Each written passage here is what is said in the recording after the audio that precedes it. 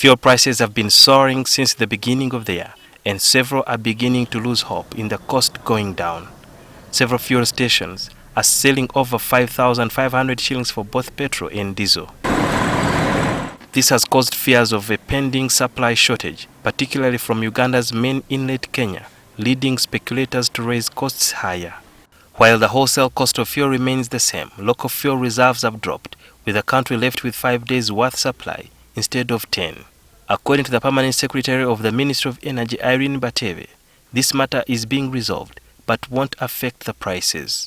As we speak, we were in Nairobi on Tuesday of this week to interface with the team from the Ministry of Petroleum of Kenya, and we in principle agreed that we shall resume regular supply of petroleum products to Uganda, implying that the volumes that we were expecting should start flowing normally.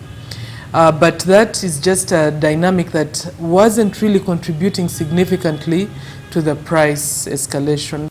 Some of the fuel stations are said to be selling petrol at 6,200, which has raised a red flag, which the Energy Ministry is mandated to respond to, intervening when dealers charge beyond the acceptable average prices. Whenever we see that an oil marketing company is behaving out of the average price, we do summon them and we require of them to restore the prices to what is acceptable arising from that competition of demand and supply. The ministry still finds the prices competitive compared to Kenya, which has a subsidy that the government is struggling to maintain. We are studying this situation and will continue to enable Ugandans understand the circumstances that are happening globally, but we don't see this persisting for long.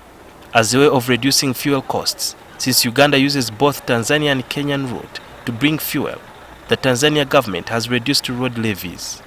During the visit of Her Excellency Samia Suluhu, you will realize that there was even a reduction. She announced a reduction in the road toll fees from current US dollars 500 per truck to US dollars 144 per truck. Water transport is another area where the government is considering. It's common knowledge that water transport is one of the most viable, especially when it comes to determining the fuel prices. One of the biggest percentages goes to the cost on transport. I still want to know, or the public wants to know, why hasn't government considered using water transport? The focus at the time must have been on getting the Kenyan route efficient. You recall at some point we're even planning an extension of the pipeline from Eldoret to Kampala. So there were other strategies that government was looking at that are equally probably competitive. Uganda consumes 6.5 million liters of fuel every day and 200 million liters every month. For so long, every time there is a fuel crisis, and it's not the first time it's happening, government has always come up to say they are going to replenish, they're going to restock, they're going to revamp the reserves. Why are we always acting like fire brigade all the time? Why is it that this has never been managed? It's not that nothing has been done. At some point, those reserves were completely as good as out of operation.